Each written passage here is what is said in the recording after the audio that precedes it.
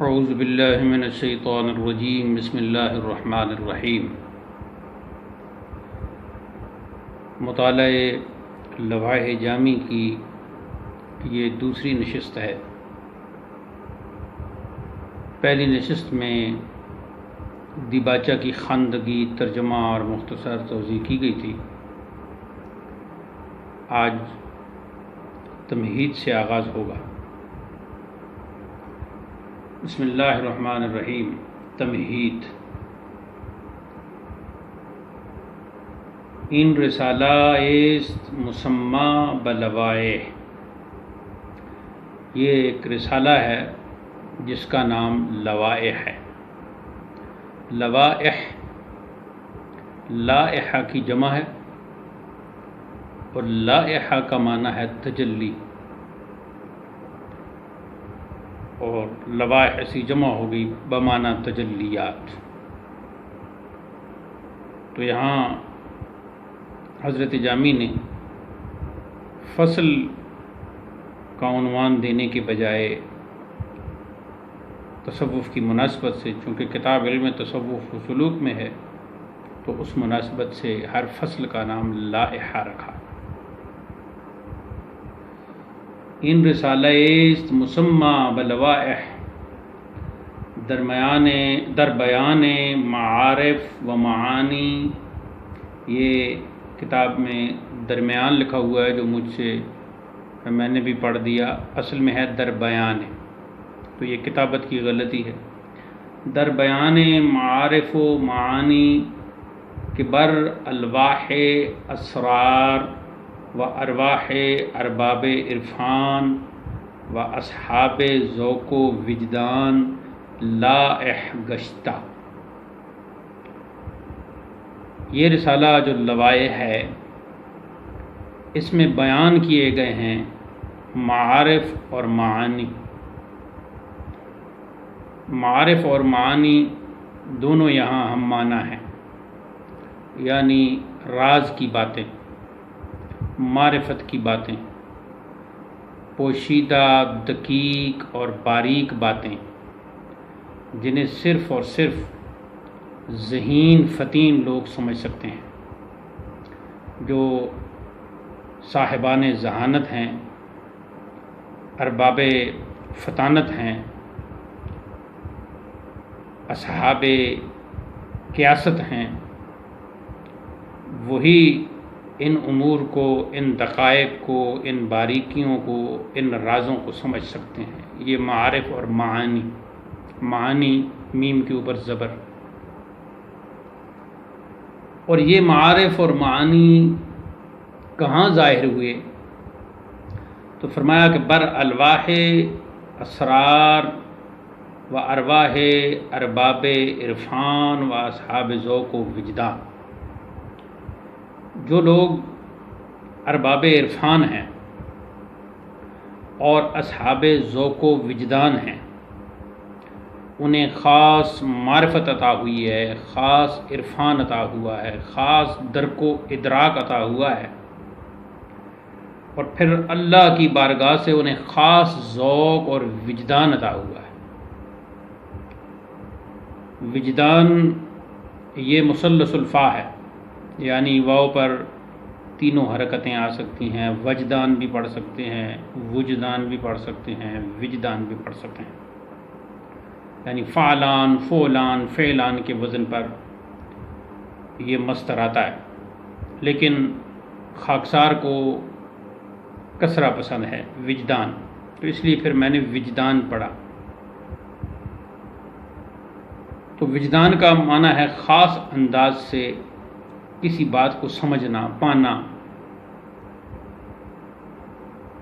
بر الواح اسرار، جو رازوں کی، الواح لوح کی جمع تختیوں پر، اور ارباب عرفان و اصحاب ذوق و وجدان کی روحوں پر، یعنی ان کے دلوں پر، ان کے اذہان پر لائے گشتہ، یہ معارف اور معانی ظاہر ہوئے، متجلی ہوئے، تجلی فگن ہوئے۔ اور یہ انداز کیسا ہے ان کا؟ بعبارات لائقہ و اشارات رائقہ، جو بہت ہی لائقہ سے مراد یہاں موزوں ترین، بہت ہی موزوں ترین عبارات میں یہ ظاہر ہوئے ہیں، اور رائقہ کا معنی ہے بہت ہی ریئر، بہت ہی خوبصورت، بہت ہی بلند، تو بہت ہی خوبصورت اور ریئر اشارات میں یہ ظاہر ہوئے ہیں۔ اب آگے مولانا جامی فرماتے ہیں کہ متوقع کہ وجود متصدی این بیان را درمیان نبینند، یہ جو اس کتاب کے قاری ہیں، اور ظاہر ہے جب مولانا جامی یہ کتاب لکھ رہے تھے تو اس وقت کے تو کتاب کے خوانندگان اور قاری جو تھے وہ تو ان کی تو کیا بات تھی۔ اب بھی بعض ایسی ہستیاں، ایسے لوگ مل جاتے ہیں کہ جو ایسی کتابوں کے قاری ہیں، ایسی متبرک کتابوں کی خواندگی کرتے ہیں، تو اس وقت کے جو ایک علم کا بھی دور ہے، فن کا بھی دور ہے، سلوک و تصوف کا بھی عروج ہے، اور اصحاب ذوق و وجدان اور ارباب عرفان کی کثرت ہے، ان کی خدمت میں، اور پھر علماء ظاہر، بہت بڑے بڑے مشائخ، ان کی خدمت میں مولانا جامی فرماتے ہیں متوقع کہ وجود متصدی این بیان را، ان قراء سے، ان پڑھنے والوں سے یہ توقع ہے، امید کی جاتی ہے کہ وجود متصدی این بیان را، اس بیان کو پیش کرنے والا، یعنی خود مولانا جامی نے اپنی طرف اشارہ کیا، متصدی جو پیشکار ہے، جو پیشکش کر رہا ہے، جو پیش کر رہا ہے، یعنی جو مصنف ہے، اس کو درمیان میں نہیں دیکھیں گے۔ یعنی یہ وہ معارف ہیں اور وہ معانی ہیں اور وہ راز کی باتیں ہیں جو اصحاب ارباب عرفان اور اصحاب ذوق و وجدان پر ظاہر ہوئی ہیں، تو میں انہی کے یہ باتیں، انہی کے یہ معانی، انہی کے یہ معارف اس کتاب کے ذریعے منتقل کر رہا ہوں۔ تو اس متصدی کو، اس پیشکار کو، اس مصنف کو، یعنی اس جامی کو، اس پر اس کتاب کے پڑھنے والے نظر نہ کریں۔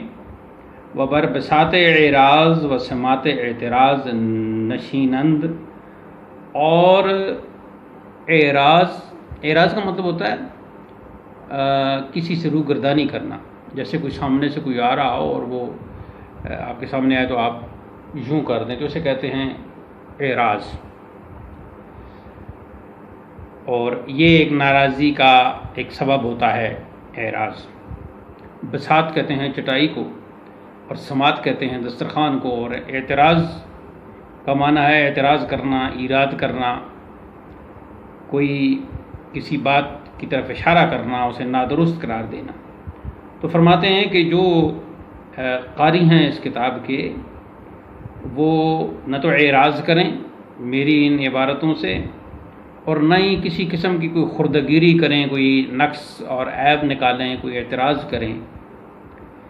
کیوں ایسے نہ کریں؟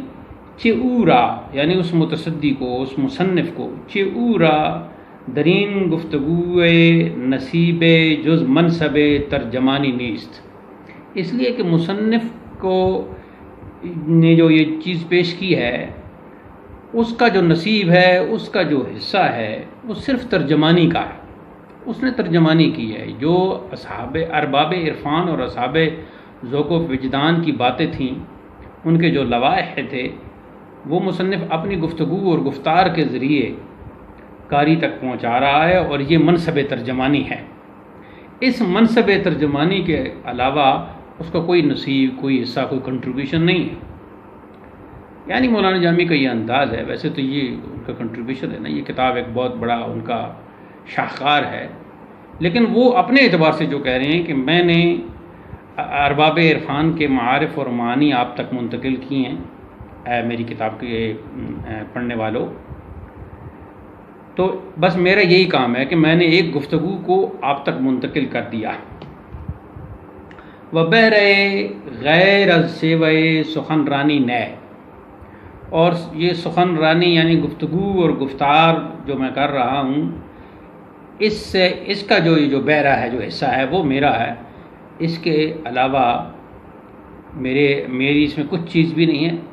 تو جب میں ارباب عرفان کی اور اصحاب ذوق و وجدان کی باتیں، ان کے معارف اور معنی اب تک پہنچا رہا ہوں، تو میں بس یہ الفاظ میرے ہیں، عبارات میری ہیں، یہ گفتگو اور گفتار میری ہے۔ تو باقی اس میں جو معارف اور معانی ہیں، اس میں جو راز کی باتیں ہیں، اس میں جو نکات ہیں، وہ سب کے سب ان مشائخ کے ہیں، ان ارباب عرفان کے ہیں۔ لہٰذا اگر تم کسی بات پر اعتراض کرو گے تو یہ مجھ پر اعتراض نہیں ہوگا، بلکہ ان اصحاب ارباب عرفان و اصحاب ذوق و وجدان پر ہوگا۔ اس کے بعد نظم کا ایسا شروع ہوتا ہے، رباعیات آتی ہیں اور ان میں بھی کم و بیش وہی مضمون ہے۔ پہلی رباعی ہے: من ہیچمو کم ز ہیچ ہم بسیارے، از ہیچ و کم از ہیچ نیایت کارے، ہر سر کے ز اسرار حقیقت گویم، زانم نبود بیر بجز گفتارے۔ فرماتے ہیں من ہیچم، میں کچھ بھی نہیں ہوں۔ ہیچ کا معنی ہے کچھ بھی، اور ہیچ نفی کے معنی میں آتا ہے، یعنی میں کچھ بھی نہیں ہوں، آئی ایم نتھنگ۔ من ہیچم، میں کچھ بھی نہیں ہوں، آئی ایم نتھنگ۔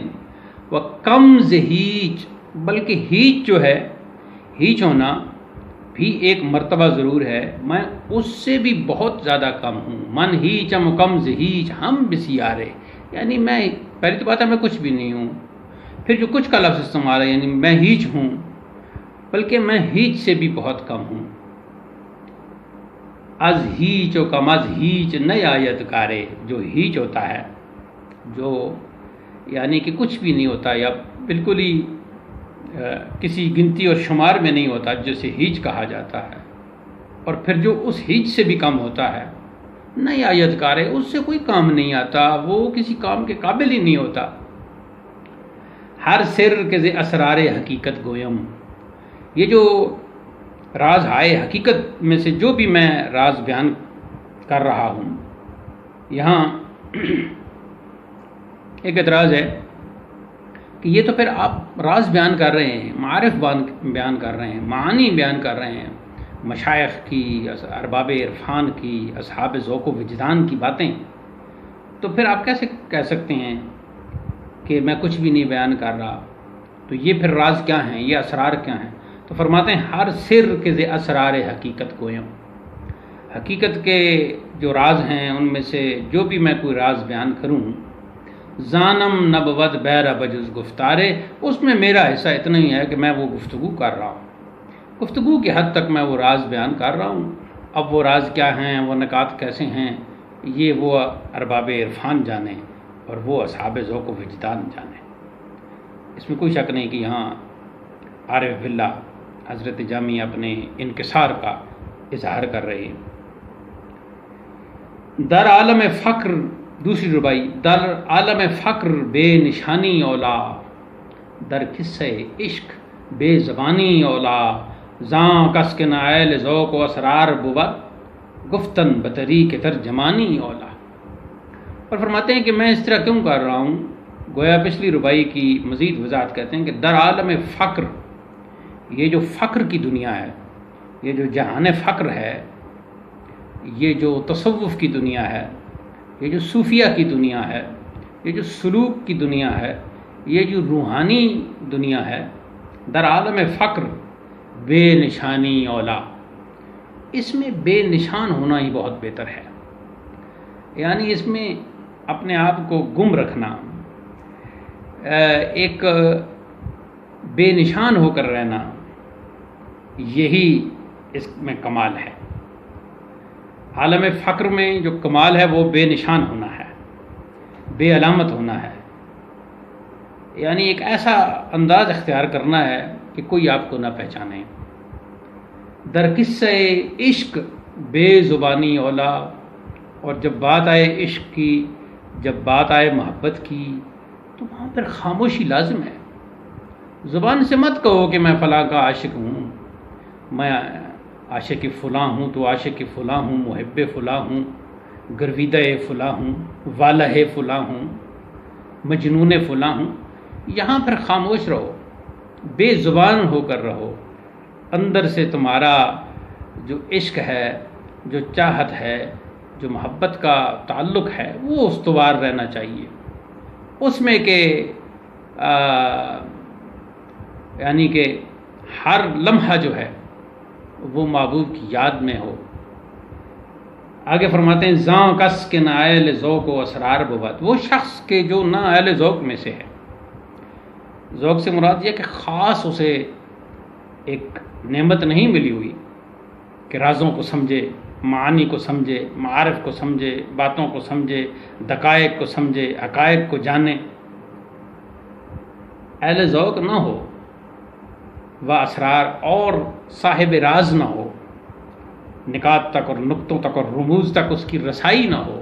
زاں کس کے نہ اہل ذوق و اسرار بود گفتن بطریق ترجمانی اولا، تو پھر اس کے لیے یہی بہتر ہے کہ وہ ترجمانی کرے، کہ جو بات مشائخ نے کہی وہ آگے پہنچا دے، جو ادھر کے اصحاب ذوق نے کہی وہ آگے پہنچا دے، اور یہ ترجمانی ہے.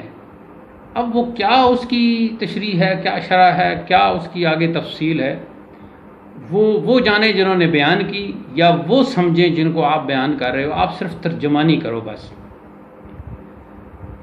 اللہ اکبر. ترجمہ اور ترجمانی میں فرق ہے، اور وہ یہی فرق ہے. ترجمہ یہ ہوتا ہے کہ آپ کسی لفظ کا ایک زبان سے دوسری زبان میں ترجمہ کریں. جیسے عین، تو آپ اس کا اردو میں ترجمہ کریں آنکھ، یا عین کا ترجمہ اردو میں کریں گھٹنا، یا عین کا اردو میں ترجمہ کریں اصل خالص، یا عین کا اردو میں ترجمہ کریں چشمہ. تو یہ تو ہے ترجمہ. لیکن ایک ترجمانی ہے کہ اسی بات کو آپ دوسروں تک منتقل کریں، اسی انداز سے منتقل کریں کہ جو الفاظ اور مرکبات اور جملے ایک طرف کے ارباب ذوق نے کہے وہ دوسری طرف کے ارباب ذوق تک پہنچ جائے. انہوں نے عین کہا تو آپ عین کہہ کر آگے پہنچا دیں. اب ان کی عین سے مراد کیا ہے یہ سمجھتے ہیں، اور سننے والے عین سے کیا سمجھیں گے وہ انہیں پتہ ہوگا. تو یہ ہے ترجمانی.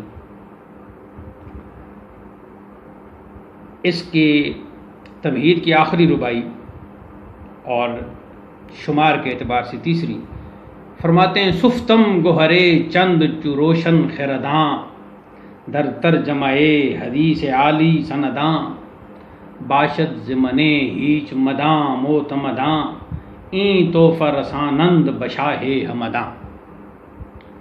فرماتے ہیں مولانا جامی سفتم گوہرے چند، میں نے چند موتی پروئے ہیں، جو روشن خرداں، وہ ایسے ہیں کہ جیسے وہ روشن عقل والے ہوتے ہیں لوگ، ارباب صاحبان عقل، روشن عقل والے، روشن فہم والے، ان کی طرح روشن روشن موتی میں نے پروئے ہیں. یعنی یہ جو میں نے کتاب لکھی ہے اس میں جو میں نے لواحے اور تجلیات بیان کی ہیں، جو میں نے تصوف کے اسرار اور علم سلوک کے جو میں نے رموز اور جو روحانیت کے میں نے اس میں دقائق بیان کیے ہیں،